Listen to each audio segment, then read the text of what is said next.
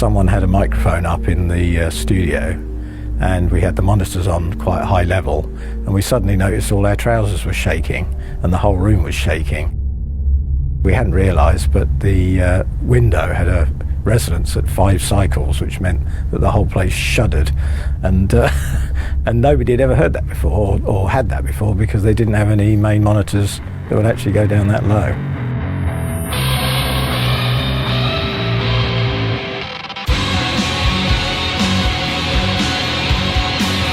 It's been the home of some of the most major rock acts and classical artists over the last 70, 80 years.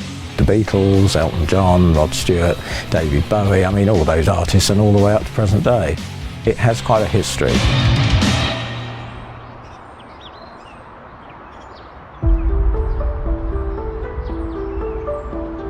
The significance of BBC Maida Vale is that it's where PMC began, really, with its customer base. BBC were the first company to buy BB5 XBD. I used to be the engineering services manager for the BBC at Maida Vale, and I'd been tasked for many years before to find some large monitors that had a similar sound to the BBC monitors, so that it matched the rest of the studios in the BBC.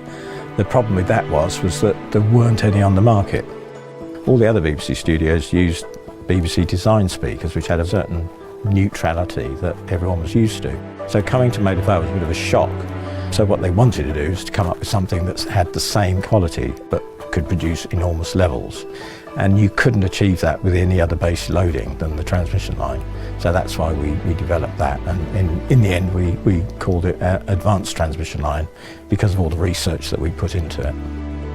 We had worked for 3 years, myself and Adrian Loader, on the development of a speaker based on a transmission line.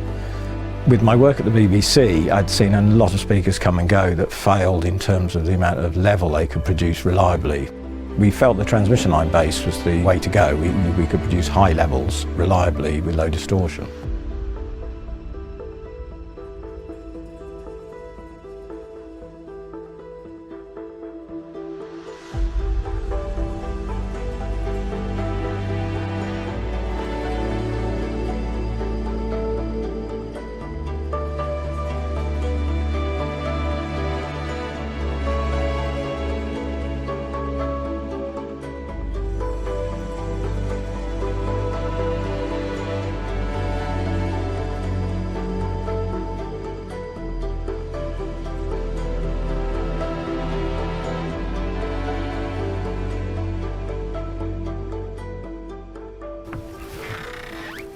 Hey, look at that. All colour-coded as well. We invented this colour-coding system when I was at BBC Radio. So every studio has a unique colour bands, so that they can't, well, if they borrow them from another studio, you can track them down. Yeah, these are great big ribbon mics. Incredible magnets in them, you keep them away from your credit cards. These sound fantastic.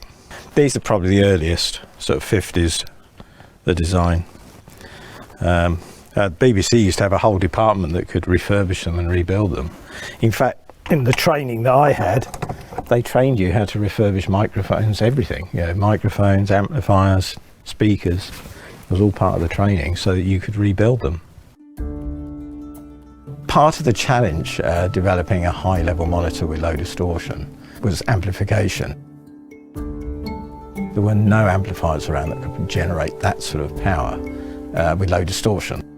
And we didn't really want to start from scratch with the development, so we went to Quad and we licensed the current dumping design from them and used their 606 design and produced these giant amplifiers that all generated 600 watts into every drive unit. We started developing some prototypes of a studio monitor, and we went from BB1, 2, 3, 4, and then when we got to 5, we brought them into the BBC and they had a listen and had lots of listening trials. They'd put a book of blank forms in the studio so that every studio manager would write his comments in them, which could be quite ruthless and alarming when you read them, because I think these were the top guys in Radio 1 and Radio 2. Here's a comment from one of the studio managers, Ted DeBono. He was one of the top music balancers and SMs at BBC Radio. He said these speakers sound much more airy than the Boxers. The Boxers were the speakers that were in the studio before the BB5s, and he said the LF is far more extended and much tighter, but I think they would be shown off to much better advantage if they were fitted in the walls. My favourite comment from Simon Askew, another very established and talented SM, he put, yes, yes, yes, put them in the walls. So that was part of the resounding sort of positivity that was coming back from the studio managers. Unfortunately, I seem to have lost a lot of the negative ones. Oh yeah, they had a Blackmaphone here. That was one of the first steel tape machines that were in the 30s. By great work, Blackmaphone. It used to, the tape ran at 1 metre a second, and if it broke, it could cut you in half. It was like a steel, so people weren't. That never happened. You couldn't stay in the same room with it when it was being run. Yeah. It was lethal.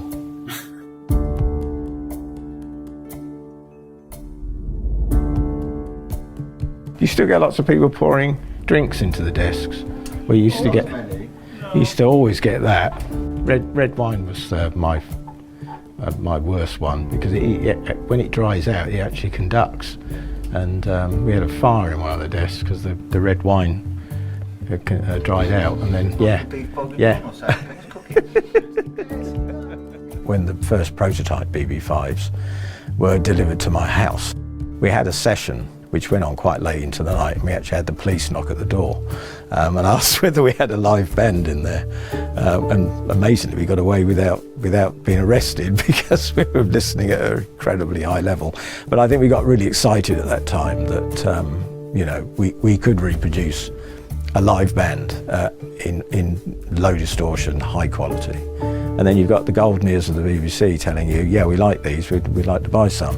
So, that was fantastic. After sort of a good 2-3 years of work, to finally come to that point was amazing.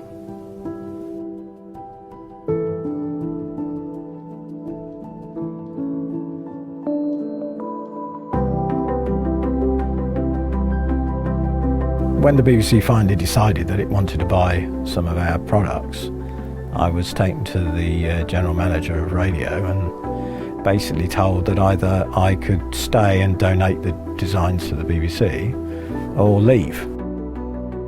I was given some time to decide, but I actually didn't. I just said, well, I'm going to leave then. In some ways, I left what was probably an incredibly secure job on the face of it to go into something completely unknown. And then suddenly you feel very exposed because it's basically you, and that's it. There's nothing behind you or there to help you. But then it gives you the freedom to do what you want, and you're only as good as your own decisions. It feels amazing to come back here. It's pretty identical to how I remember it.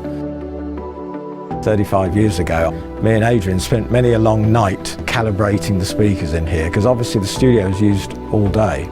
So we only got access after the session's finished, and a lot of them didn't finish till 10, 11 o'clock at night, because a lot of bands like recording in the evening. So we'd be here till 4 a.m. in the morning, fine tweaking them and adjusting them.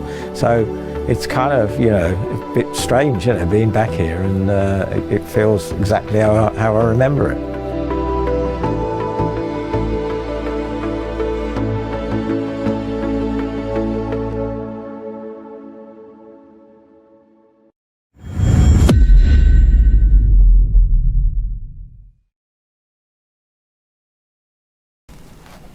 Well, I'd like to say this shouldn't be in here.